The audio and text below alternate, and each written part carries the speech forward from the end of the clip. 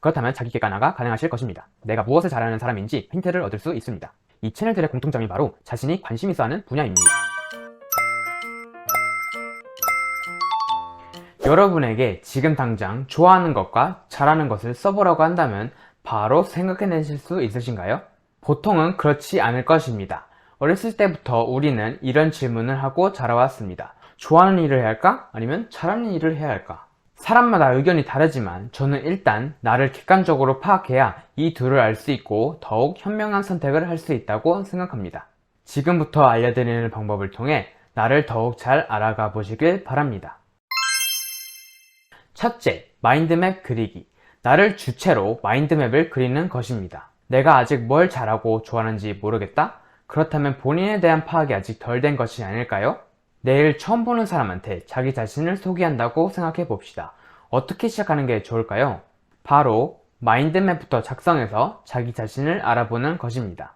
성향, 자신이 도전적인지, 경쟁적인지, 안정형인지, 성격, 취미, 좋아하는 것, 잘하는 것, 습관, 가치관, 장단기 계획, 배우고 싶은 것, 인간관계.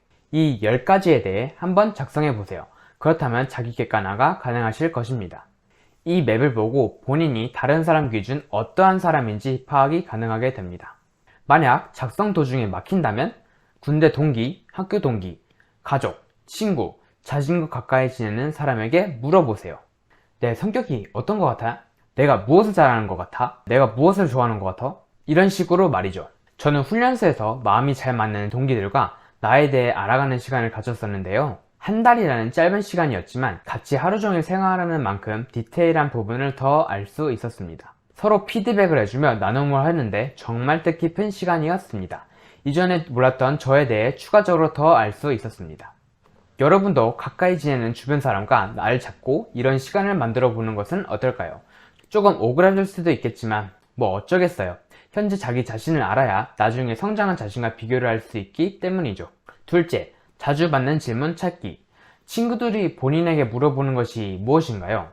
그렇다면 왜 본인에게 물어보는지 파악해 봅시다. 저는 주로 친구들에게 책, 워홀, 여행에 관해 주로 질문을 받았습니다. 독서하고 싶은데 책 추천 좀 해줘.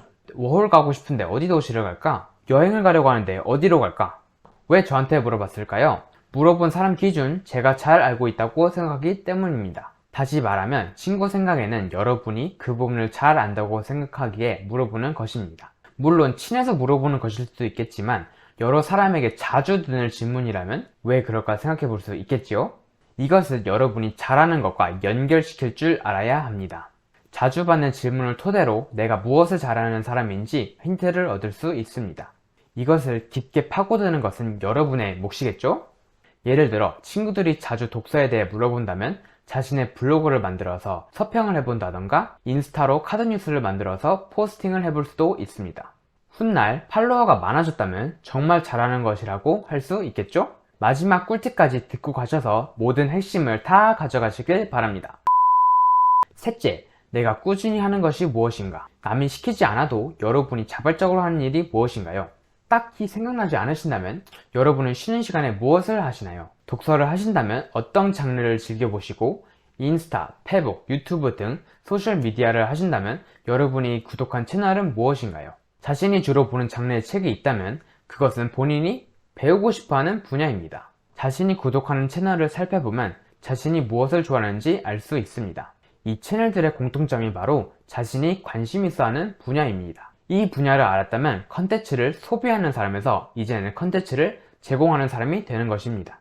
자신이 좋아하는 분야라면 컨텐츠를 찾는 것에 반감이 없을 테고 이것을 자신만의 방법으로 SNS 플랫폼에 녹여보는 것이지요. 부족한 부분은 피드백을 통해 더 발전할 수 있고 유튜브나 다른 사이트에서 강의를 들어 퀄리티를 더 높일 수도 있습니다. 이런 식으로 자신에게 맞는지 테스트를 해보면서 직접 일을 해보는 것이지요. 만드는 과정에 즐거움이 있다면 좋아하는 일이 되는 거겠죠? 네, 결론입니다. 첫째, 마인드맵을 통해 자기에 대한 파악을 더 잘할 수 있습니다. 둘째, 자주 듣는 질문을 통해 잘하는 것을 파악해 볼 수 있습니다. 셋째, 자기의 생활을 분석해 봄으로써 좋아하는 일을 알아낼 수 있습니다. 1에서 3번을 통해 자아 성취를 나아가는 과정 어떨까요? 즐겁게 일하면서 나를 발전시키고 새로운 흥미를 찾으면 또 공부하고 이 과정 중에 행복을 느낀다면 얼마나 보람찬 인생일까요? 이렇게 해서 잘 안 되었다면 다른 것을 찾으면 되지 않을까요? 오늘 내용이 도움되셨길 바랍니다. 다음에는 적성을 찾는 방법에 대해서 알려드리겠습니다. 여러분은 자기 자신에 대해 얼마나 잘 알고 계신가요? 댓글로 알려주시면 감사하겠습니다. 좋아요, 구독, 알람을 설정해 주신다면 다음 에피소드를 가장 빠르게 만나보실 수 있습니다. 감사합니다.